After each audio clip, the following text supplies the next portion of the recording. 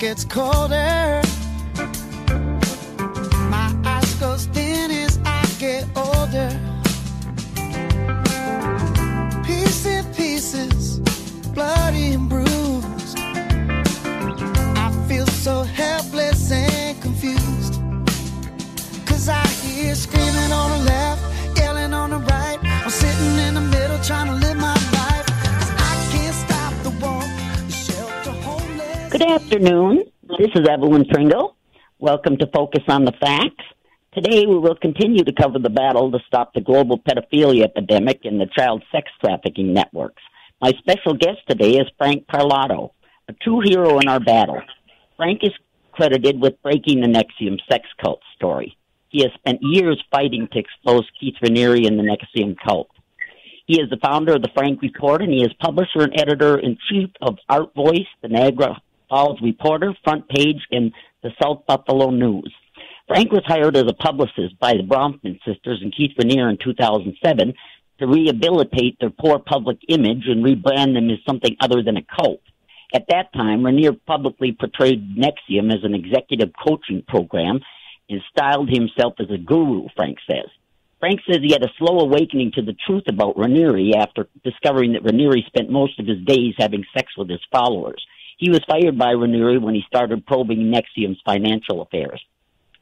Frank works as a publicist for less than a year in 2007 and says Raniere uses self-help courses to recruit rich, famous, or good-looking women to his inner circle.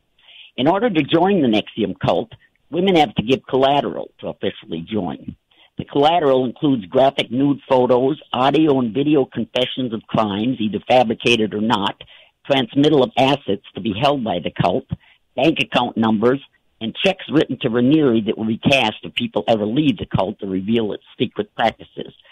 Frank first published reports on the NXIVM cult in the Niagara Reporter and on the Frank Report in June 2007, when he received reports from sex cult members who were being forcibly branded as part of the initiation into the secret sorority DOS. International news outlets have credited Frank with breaking the NXIVM Sex Cult Story. His unrelenting coverage of the cult's inhumane practices led to the breakup of the cult and the mainstream news coverage that led to Raniere's arrest in March 2018 when he was charged with sex trafficking conspiracy, and forced labor conspiracy. Prosecutors allege that Raniere created a secret society of women whom he had sex with and branded with his initials, coercing them with the threats of releasing their highly personal information and taking their assets. They also claimed that Raniere had over 50 sex slaves. Using sources tied to the NXIVM group, Frank has posted hundreds of stories about exposing the secrets about the NXIVM's ritual sex abuse and financial fraud on Frank Report. So today we'll focus on the latest developments in the NXIVM child sex trafficking cult and the recent guilty pleas that have been entered in that case. Jury selection began last week in the case. So I'll bring Frank on now to tell us the story how the NXIVM sex cult was operating and get the latest developments in the case. Welcome to the show, Frank. Hello, Evelyn. How are you today? Oh, I'm just fine. So excited to have you on the show. Thank you very much. I am very pleased to be here. Well, why don't you tell us a story of the sex cult? Because, in taking down these sex cults, I don't really understand how they develop everything. Can you explain that? And probably my listeners, too, would enjoy understanding how this ever came about. Well, I think the secret of this particular sex cult was that there was one man running it at the very top, and the rest of the organization was comprised of women recruiting other women and girls, underage girls, to join this deviant organization. And so it was the women as much as the single solitary man that promoted, organized, fostered, and developed this sex cult. So who was the first woman that Raniere brought on? You know that? The very first woman came back in the late 70s. Her name is Karen Unter Reiner.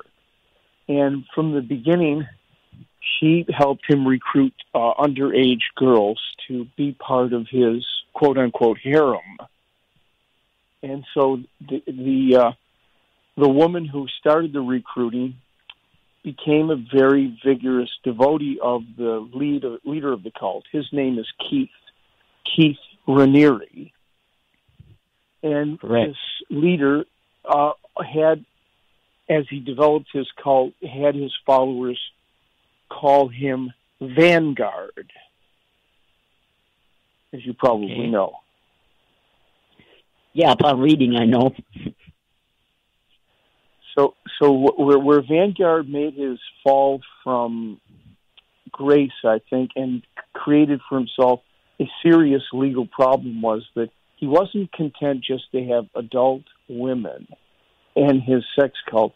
He needed to venture off into girls who were under the age of consent from as young as 12 years old as part of his sex harem. Now, in this sex cult, now when I'm thinking of Jeffrey Epstein's trafficking, now he shared these girls with the elite. But now Keith Raniere, he just kept all the women to himself? Or the girls? Yes, that was absolutely part of his modus operandi. Is he was not, his cult was set up strictly for his own perverse pleasures, and he was not interested in providing typically other girls for other perverts. This was for him and him alone. Right. Well, how come they were such followers of Hillary Clinton and stuff? Contributing to her campaigns and everything. Why were they so close with the elite? I think they found in Hillary a kindred spirit. That is, a woman utterly without any ethics, a woman completely willing to do anything for anyone without any moral compass. And so they attempted to, and did in fact, give her money secretly to get protection in the courts and to get impunity. And also, one of the things that was a hallmark of Raniere's operation was to punish perceived enemies. And they found a true ally in Clinton and some of her minions, in that they could always be depended upon to corrupt the law for the sake of money. Right. It worked out. It worked out well for a time for this cult until finally I started to expose their branding practices, and that created a moral outrage that led to their ultimately being taken down. Even though they had been committing crimes for years, even pedophilia, but nobody seemed to care until he started branding his slaves with his initials on their pubic region. And that caused an outrage that finally started the momentum that resulted in the federal racketeering and sex trafficking charges that were leveled against him and 5 other members of his organization, all of them female. Yeah, describe to my listeners how they would do that branding. It's just horrific. What was a grotesque experience. The actress Allison Mack was the leader of the branding portion of the operation, and she, one of her members was a physician, Dr. Danielle Roberts.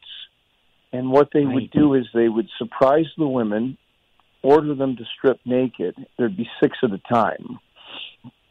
Then 4 naked women would hold down the 5th naked woman, each one holding one of their arms or legs down, while Dr. Roberts took the cauterizing pen.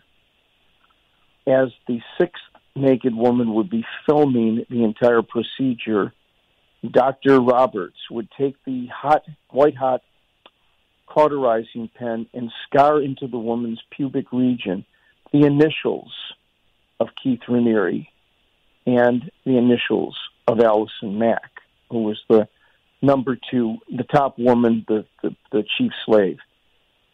Some of your listeners might recall Allison Mack because she was a television actress who appeared for about 10 years on the television show Smallville. Right. That's my problem, in untying these rings, because, I quit watching TV or going to movies in the early 90s, so I don't know these actresses and celebrities.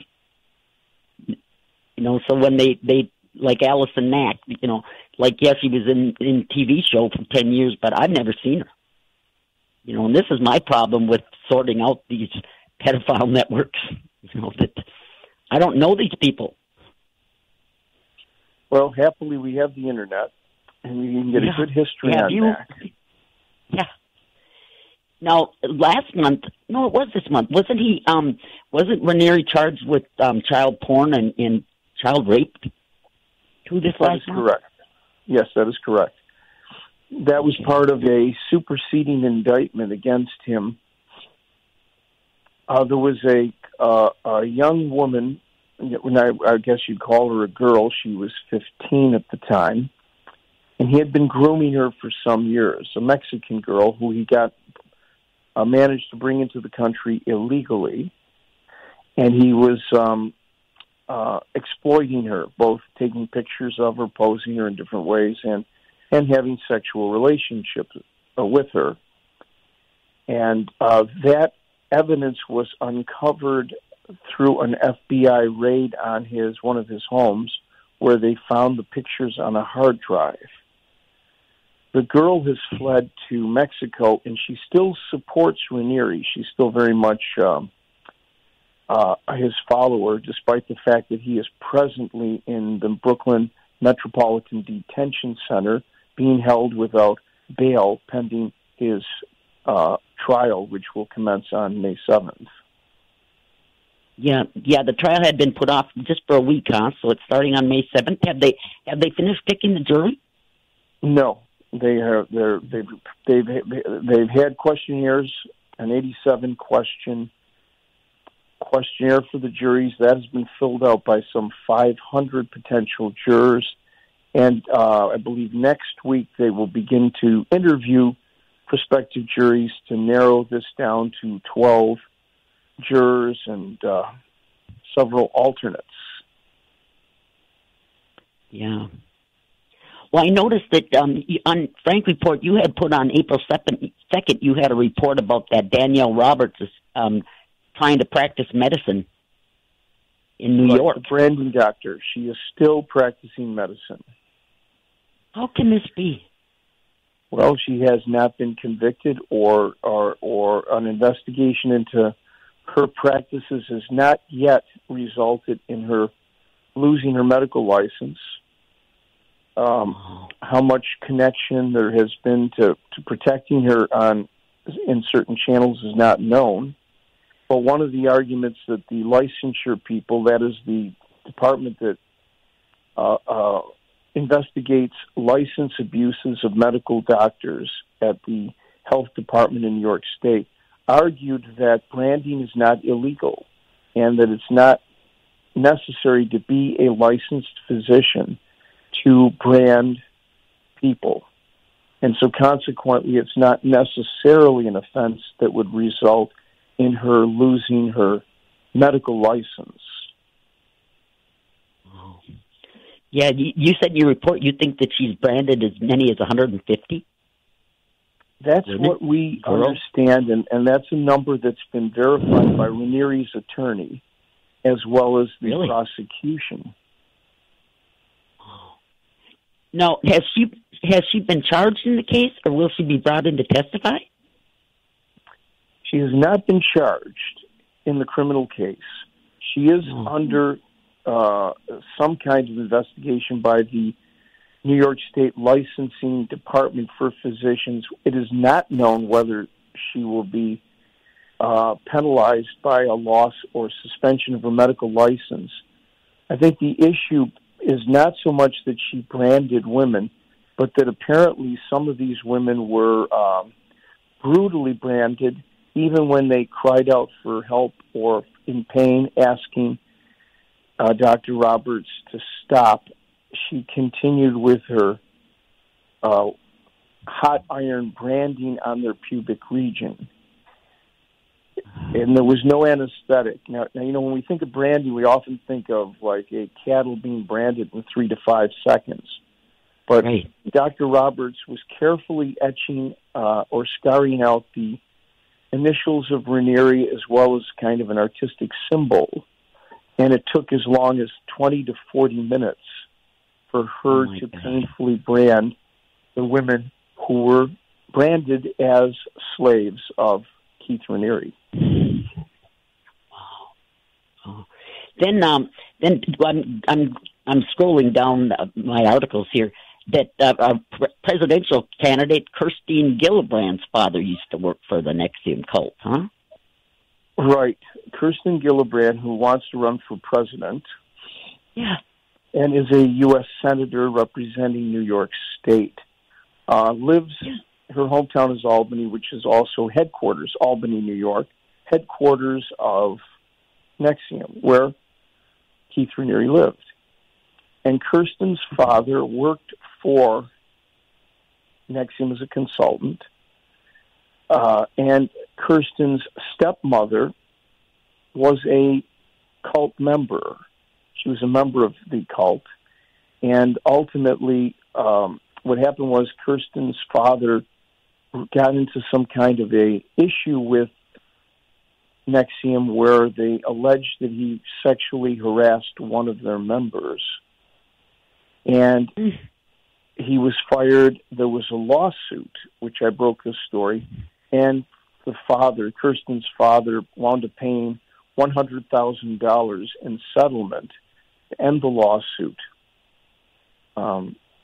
It was exacerbated by the fact that that this woman, Gwen Belcourt, was a member of the cult, and Kirsten's father rescued this woman and married her, so that Kirsten Gillibrand's father and stepmother had an intimate relationship with the NXIVM cult. And the reason I reported it was that in 2017, Kirsten claimed that she had never heard of NXIVM. Right. I found that a little hard to believe, Evelyn. Yeah, right. Well, after reading the reports, absolutely, it's hard to believe. I was reading where that she was at a Clinton fundraiser. That was in 2006, and it said that the NXIVM group had bought the 3 front VIP tables at a Hillary Clinton fundraiser, and that Gillibrand sat at the front table with Nancy Salzman at the NXIVM tables that they reserved. It's not, and then she says she'd never heard of them. This is just if lying is an art, Kirsten Gillibrand is an artist. Right. One of the things that I think is important also to know about Gillibrand, who wants to be the president of the United States, is that one of her biggest supporters financially is the Brofman family, the people who made their fortune from Seagram's liquor, and before that from bootlegging and from narcotic distribution into the United States. The Brofmans were one of the critical families to bring narcotics into the United States and make drugs readily available to the youth of America. And the Brofmans were also, 2 of the Brofmans were the people who financed NXIVM. Okay. Because sex cults are expensive. I suppose. And the Brofman sisters are also members of the Clinton Foundation, right? Yes, they are. They were part of the Clinton Global Initiative. And didn't NXIVM group contribute to that too, the Clinton Global Initiative? Yes, they did. They had a big hand in its inception. Right. So it's all tied in. You know, we always say that we see all these sex trafficking busts and everything, but people say that we're not getting to the elites involved, but we are. I mean, this case is bringing them out, and the Epstein case is bringing them out. The elites are here. You know, we're taking them down. Finally. Well, it makes sense that the elites who feel that they are above the law do what they will, and it's unusual for them to get caught. Epstein was an anomaly. You know, Claire Brofman was arrested and charged. It's an anomaly to have a Seagram's heiress and a member of the elite actually be charged. It's unique, and it's a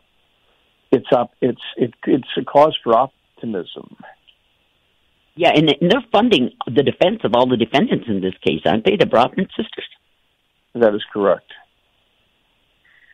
So how much money have they put out so far? I remember it was a couple of months back that the judge was questioning them about this, and that saying that they had put aside a certain amount or something, but there was only like 25% left in that account, and they were wondering about Garagos, you know, being involved with Avenatti in those crimes in New York, that if they had to get rid of him, they wouldn't have enough money left, and they weren't even going to trial yet.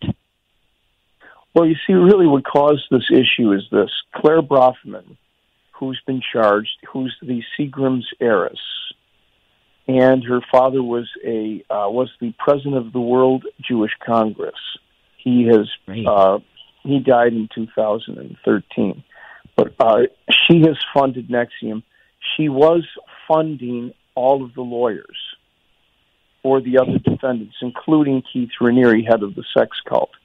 However, and this is the difficulty, she has lately decided to try to save herself from years in prison by breaking free from Raniere, and so she has stopped funding the other defendants. When their trust money that she originally put up runs dry, she does not plan to replenish it, for she is no longer in allegiance with her sex cult leader. Wow. So she'll pull the funding from all those people? Well, yes. However, there was originally 6 defendants, including her and Raniere. Of the 4 remaining defendants, 3 of them have pleaded guilty and are now witnesses against her and Raniere. So really, there's only one other defendant, a low-level bookkeeper for the sex cult, and she's likely to take a plea deal in the next few days. Hence, the trial, as it presently is shaping up, will be just a trial with Brofman, the heiress, and Raniere, the sex cult leader, as defendants. Okay. Now, wasn't I'm thinking of Garagos? Wasn't his sister representing Raniere? His daughter. His daughter is representing Raniere? Garagos' daughter, Tenny Garagos, is one of Raniere's attorneys. Wow. And Garagos is representing. He's the lead attorney for Claire Brofman. Yeah. So you have the father representing Claire, and the daughter, one of 2 principal lawyers for the sex cult leader. Okay, now wasn't this what the judge was talking about, you know, a month ago or before when he was talking about this money, that Garagos' daughter represents Raniere, and he represents, who does Garagos represent in this? Garagos represents the heiress, Claire Brofman. Okay, if she pulls the money from Keith Raniere's defense, and Garagos' daughter is representing him, how does that work out then? Well, this is what they had a hearing about this to get a confirmation from all the parties that this would not be a conflict and that they understood that it could be a conflict. This kind of a hearing is called a crucial hearing, and they asked defendant Raniere if he understood that while his attorney's representing him, her father is representing his co-defendant who might have adverse interests. And Raniere told the court that he was satisfied that his lawyer, the daughter of Mark Garagos, Tenny Garagos, would be, in fact, a unconflicted attorney who would be representing his best interest. And the judge ruled that it was acceptable for this arrangement to continue. Okay. But now we've gotten to the point that he kind of speculated about. If Rothman we are at that point. Taking her. Yeah, we're at that point. So Raniere's sitting there. Wow. Well, Raniere's chances of ever leaving a prison are very small. The evidence is overwhelming. There are witnesses against him. I think the big question now is, will the Clinton-connected Claire Brofman be able to buy her way out of prison? You know, she's charged with serious crimes, and she's using all of her Clinton-related contacts to make an attempt to purchase justice and avoid prosecution. Raniere's chances are zilch. They had hoped that Clinton could persuade people at the DOJ not to prosecute him fully, but that became impossible. However, Clinton was able to, we understand, arrange for the DOJ not to charge several leading figures in the sex cult who were highly connected to the Mexican drug cartels and sex trafficking rings. So it's my impression that Clinton was able to save the top-tier Mexican sex traffickers from getting indicted by the DOJ. So it's not that she was entirely without some influence in this case. She had a big hand in protecting the biggest criminals. Really? Oh, that's my opinion. You know, we're still working on it.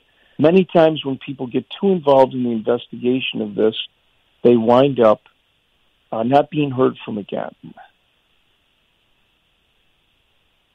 From being heard from what?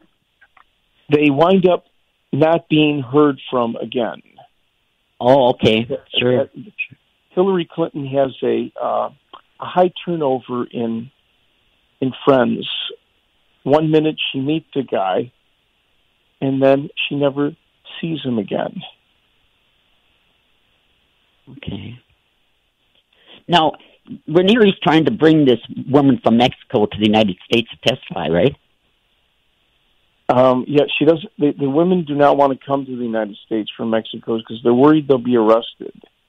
So he's trying to have an arrangement where they would testify in Mexico, in court, through closed-circuit TV. Well, that wouldn't work out very well, would it? I don't see how it could. I mean, how would she perjure herself? What are they going to do?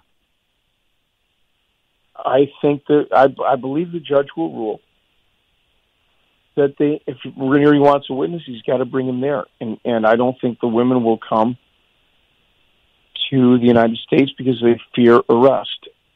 So chances are he won't have these witnesses. Okay. What witnesses will Raniere have on his side? Do you know? He'll probably have some expert witnesses, and he'll probably have some local, some women in America who will come and say that it wasn't a sex cult, that it was just a bunch of people having some fun, and that they were helped out by Raniere's teachings. He'll probably have a forensic computer expert try to say that the girl that was 15 wasn't 15. The computer files were misdated or something to throw doubt on the age of the files of the alleged 15-year-old girl who was photographed in a variety of sexually explicit poses. Okay, and that was the child rape charges? Child pornography and sexual exploitation of a minor. And didn't I read in an article someplace that some of the women from NXIVM were posed in the same pose as that underage girl? That he took pictures of them, too? You did read that. That is right. Raniere had certain poses he liked to photograph women in that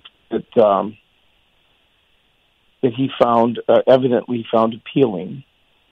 And a couple of things you should know about Raniere is he liked girls, even adult women. He put them on 500 to 900 calorie per day diets so that they would be extremely slender, and there would be, as close to flat-chested as possible, to have kind of a girl-like image. He liked them to not cut their hair, and he wanted them not to shave their pubic region. That was a very significant and important command that he had. And he also had a program where they could not sleep more than 4 hours at a stretch, which I think was all part of his plan to keep them starved, malnourished, sleep-deprived, and pliant for his deviant predilections. And there was another thing that I thought was very interesting. He forbid any of the women to eat meat or consume or eat garlic. Really? Why? What did he have against that? It's hard to say. Although isn't it true that vampires, at least reputedly, are repelled by garlic? Oh, okay. I don't think I knew that. Well, so what are the Clintons' interest in this group? Sorry. Go ahead. What are the Clintons' interest in this group? I think just the money they gave? Financial. I think it's just financial. Okay. I would give Raniere and his people were contributors to the Clinton, and I'm not saying that Clinton was in bed with these people, literally or figuratively, but where she came in the biggest way, where Clinton came in the biggest way, was that was the Mexican connection. Okay. The sex cult spread to Mexico, and there were other men that were able to get some of the benefits of the sex cult, and they were at risk of being indicted in this U.S. investigation. And my sources tell me, and one of them is a U.S. congressman, my sources tell me that Clintons interfered with the DOJ and prevented the arrest of the son of the former Mexican president, Carlos Salinas, who is reputed to be the boss of bosses of the Mexican drug cartel. Okay. So they want to protect him. Right. They put their effort, the Clintons put their effort, and the dollars flowed to the Clintons. This is what my sources tell me, to protect the Mexican drug and sex trafficking and gun running organization in Mexico. This may be hard to prove, and if someone ever proved it, they'd probably disappear. Right. But I think it's pretty evident that the Clintons fulfilled their role of protecting the Salinas family from arrest in the NXIVM case. The fall guy was Raniere, of course, and to a degree, the Seagram's heiress, Claire Brofman. And this is what I speculate. We haven't got to the point where we've proven that, but we have sources that adamantly say that this is the case, and these are not unreliable sources. Sure. Well, I know when we're tracking child sex trafficking rat lines, across the globe, they always run along the same rat lines that are set up for gun running and drug dealing and now organ harvesting in the last 10 years. So I'm sure you're right about in Mexico. It all runs together. They go together well. Guns, drugs, and sex. Drugs. Yep. And now the organ harvesting. Now they're into that. Stealing organs from these in countries where the wars are, taking the children's organs. This is so bad. It has gotten to such a point in this world that everything is amok, and these child sex trafficking rat lines are all over the globe. Yes, well, this is a major problem, and it's clear to me. These charges are so serious against Raniere. How much bond did the judge demand that he'd have to pay to get out on bond? He would not set any bail for any amount of money for Raniere. Really? Wouldn't let him out at all? Well, there was nothing he was willing to do to let Raniere out. Raniere was deemed a flight risk and a menace to society. Right. Well, this judge saw that right. Records were just released in the Epstein case, and it came out that a DA in New York, I forget when, but had registered him as a Class 3 sex offender. But they didn't make him a Class 3 sex offender. They put it so that he wasn't a sex offender in a bunch of cases. In the plea deal, what they did was they put down that instead of putting down the 14-year-old that they first came to, they put down a 16-year-old, so he wouldn't be required to register as a sex offender in like 31 states or something because the age was 16 then or something. That's convenient. But now that the records have come out, the DA in New York had wanted to label him as a Class 3 sex offender. So all these records get hidden and stuff. This judge is above board. He's right out here and he's saying everything in public, and that's great that he wouldn't let Raniere out because he's that dangerous. Well, that Jeffrey Epstein is surely that dangerous. His own international sex trafficking all over the globe and sharing these underage girls with the elite. That case is hard to break open, and now the judge in the case just died. And he was a judge on the Weinstein case too.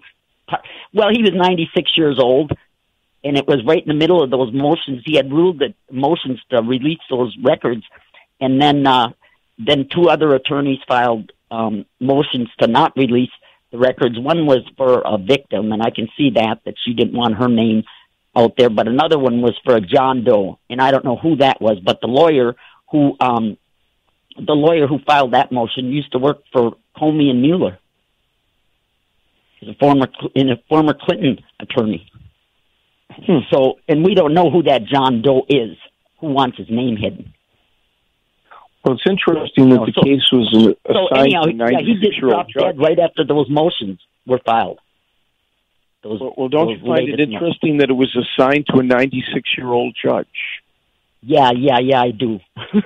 Yeah, I do. But he was real good, And, I mean, he came right out and said that Alan Dershowitz was involved in this child sex trafficking ring of Epstein's, and everything. But now he's dead. I mean, it's ironic, I laugh about it because it's actually kind of comical that this shit happens all the time. So I wonder how the judge in this case will hold up. He looks to be impervious to corruption so far. He had plenty of opportunity along the way, but he seems to be holding fast to an ethical and proper resolution of this case. Yeah. Do you attend those hearings because you give such great reports on your site on Frank? I do, or I have someone attend them for me. Okay. Yeah, you give really good reports. Now, so what is the latest now? Now, tell us who's pleaded and who's getting off, and can you give us a lowdown on that? Yes, originally there were 6 defendants in the NXIVM case. 3 of them have taken plea deals. Nancy Salzman, the president of NXIVM, Lauren Salzman, her daughter, and the actress Allison Mack. All 3 have agreed to testify against Raniere, and all 3 of them are likely to get relatively short prison sentences. They pleaded guilty to racketeering. because NXIVM was alleged to be a RICO enterprise, a racketeering organization. And these three women now will testify against Raniere and reveal his pedophilia, his financial crimes, his extortion, his blackmail, his sex trafficking, and so forth. Again, most of his sex trafficking was trafficked to himself.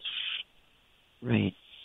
Okay. There are three remaining defendants: Raniere, the leader, Claire Brofman, the Seagram's heiress, and a low-level bookkeeper who will probably take a plea deal before trial. Can you tell our listeners a little bit about this Nancy Salzman and her daughter, getting her involved in this?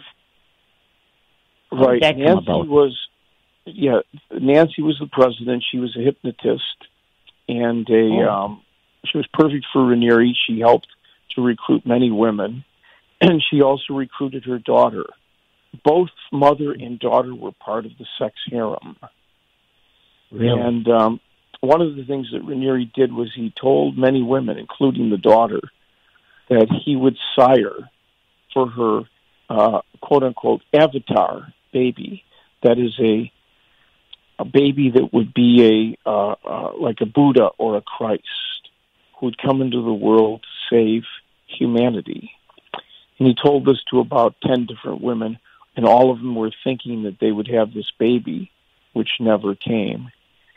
And these two were in, mother and daughter were in for about 20 years. Really? Now did Nancy want to have his baby too? No, she was a little old for that. But the She was daughter, too old for that? the daughter Not in the dog. promised the avatar. But she never got pregnant, and when she was promised this when she was about 22, now she's 42, and she never got pregnant. She even built a nursery in her home. Really? Waiting for the wonderful day when Raniere would sire the avatar. And years went by, and it never happened. Did Nancy put up a fund or something for that baby? No, that was another baby. Claire Brotman put up a $500,000 fund for a baby that Raniere did sire with a Mexican woman who's now in hiding in Mexico. Oh, okay. So she funded him to have this other baby with a Mexican woman? Correct. Wow. Now, when in the sex cult, these women, did they have sex together with Raniere? Did they have like orgies, or was Raniere they did one-on-one? To a degree? They did. Yeah, there was one-on-one. There was two. There was three-on-one. There was whatever Raniere fancied at the time. There's one case where he took a slave, blindfolded her, took her to a shed, stripped her naked, tied her down on a table, and while she was blindfolded, someone came and performed oral sex on the slave. The slave does not know who that mystery person was, while Raniere was standing over making comments about her body. Now, what was the purpose of that? He just liked watching? Maybe he was training her. Maybe he was providing a reward for some other woman, most likely. I don't think it was a man. May have been Claire Brofman or Allison Mack. But he did many a perverse thing. Yeah. Well, how did he have all these women keep having sex with him? Is he taking Viagra or something? No, actually, that's a very wonderful question, because he was not taking Viagra, because many of the women that I interviewed told me that in due course of time, he became impotent. And so that he was able to please himself somehow, but he wasn't. And that, I guess, apparently sometimes herpes was introduced into the harem, and that became problematic, like all lascivious, indiscriminate sexual enterprises. There's a chance of venereal disease, and evidently it spread through the harem with kind of a ferocity at one point. Oh, wow.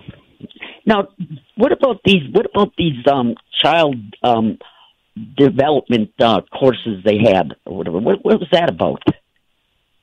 Well, I think fundamentally it was a program for Raniere to groom little children to be part of his nefarious operations. There was ostensibly the idea that they would be training little children from 6 months to learn different languages, 7 languages. And, of course, none of it worked. The idea was that there would be different women that would teach the babies every day, speaking to them in a different language. Women from different countries, from Russia, from China, from India, from Spain, from France, from Africa.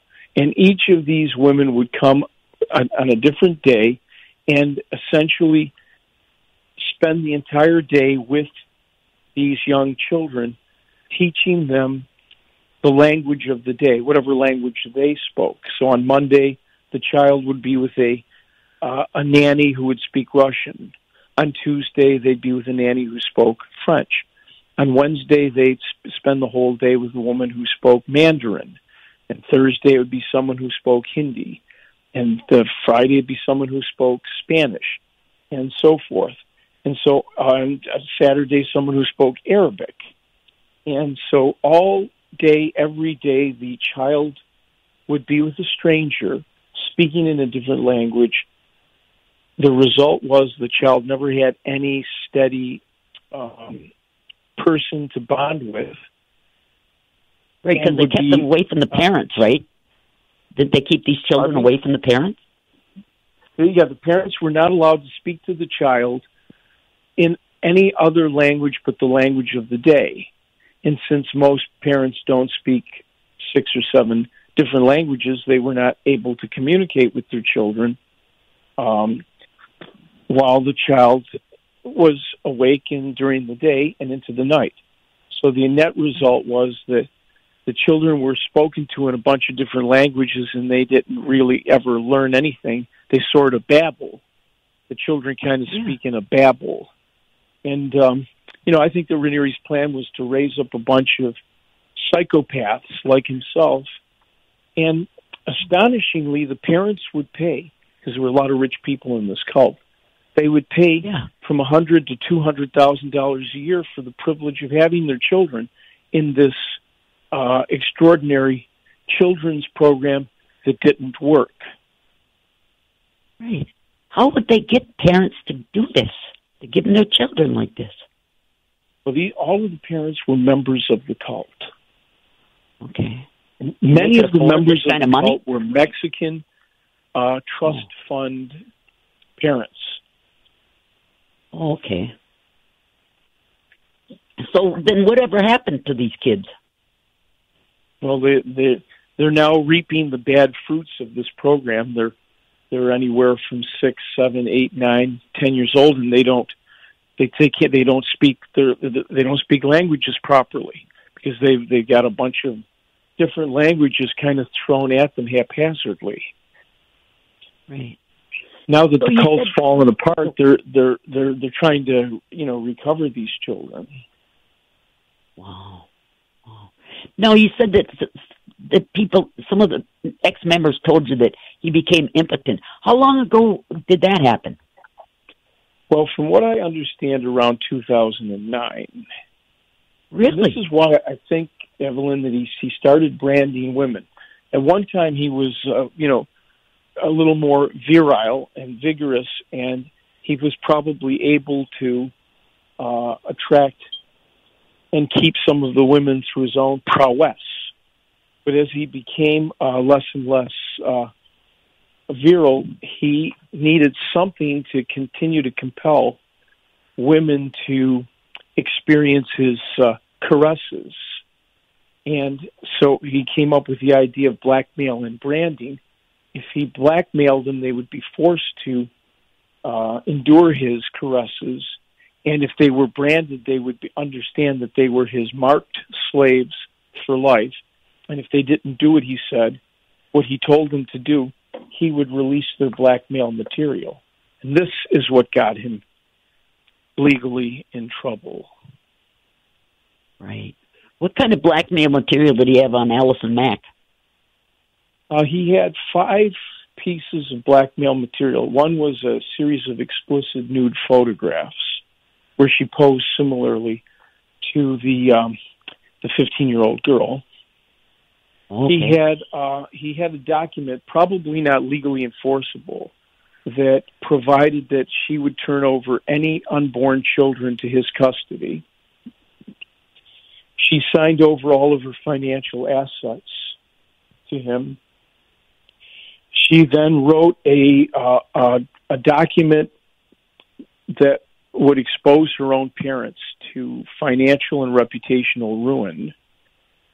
And then she signed a document that was a letter that was directed to the social services. All of these were held by Raniere, that alleged abuse of her nephews. By who? So these were by the parents. Oh. So she turned on her own siblings, her brother and sister, and she turned on her parents and gave this blackmail-worthy material, which Raniere called collateral, to ensure her obedience to his commands. I mean, this just seems so bizarre to me, how any woman like Allison Mack would give him this kind of material. What would he tell him to convince him to give him this stuff? Well, he was a clever leader. He got other women like Nancy Salzman, trustworthy. If you look at the women of NXIVM, these are intelligent, good-looking women. And the women reinforced that Raniere was a godlike person and that he was a divine person who had only their best interest in mind. That and expertise in hypnotism and in cult indoctrination got some of these women completely hooked into the cult, and this became their whole life. Allison Mack quit acting. Nikki Klein, another actress, she quit acting. The Brofmans, who had hundreds of millions of dollars, left their other social and financial spheres to become fully indoctrinated and fully immersed in the cult. And it wasn't all about sex, Evelyn. There was also teaching courses and having all these different meetings and social events and various enterprises that were meant to teach people. There was the children's group. There was the teenage girl group. There was the acting group. There was the singing group. Raniere kept the women busy. Okay. Well, he even got the Dalai Lama to come over here for a meeting or something, didn't he? Yes, he did. He paid, the Brofmans paid the Dalai Lama a substantial donation, and the Dalai Lama came and spoke. But to the Dalai Lama's credit, he did, at this lecture, say that the media should investigate Raniere. And then if it's true what they said about him, then that should be exposed. If it's not true, that should be said. So he didn't completely endorse, but he did evidently take the donation. Wow. So at least he said that at least thought that he should be investigated. Well, now what happens if this Garagos goes on and he can't participate in this trial? Well, I think he will be able to, even if he's indicted, Evelyn. I don't think he'll be excluded from representing Hoffman. Let's say that he is indicted even during the trial. He'll be arraigned and he can proceed with the trial. You know, I don't think he will be excluded. Yeah. Well, that was pretty funny when that Brofman's sister fainted. Wasn't it Brofman or Salzman that fainted when the judge brought up that Avenatti had been at a hearing, had been at a plea deal hearing with with Garagos in New York. That was pretty funny. I don't think she was aware that. Well, no, she was aware. What happened was that she knew that Avenatti was there, and she fainted at the perfect and most opportune time. She was asked whether Avenatti was one of her secret lawyers, and just as the judge was yelling at her and demanding that she answer the question, she very conveniently fainted dead away and didn't have to answer. Yeah. That was comical. You do such good reports, Frank. I'll tell you that I read that stuff and I get laughing out loud at some of this when I read it, what happens. Well, you know, if this was fiction, people would be laughing and rolling on the floor. No kidding. And some of it is hard to believe, but it's actually true. You've got one of the most bizarre sex cults, and it's not your standard sex cult for profit, because they did not need, this isn't sex trafficking for profit. They don't need the money. Right, exactly. Well, thank you so much, Frank, for coming on the show. You have really enlightened me, and I'm sure my listeners. Thank you so much. Thanks for having me, Evelyn. Absolutely. Bye-bye. Okay, people. We'll see you next week. Bye.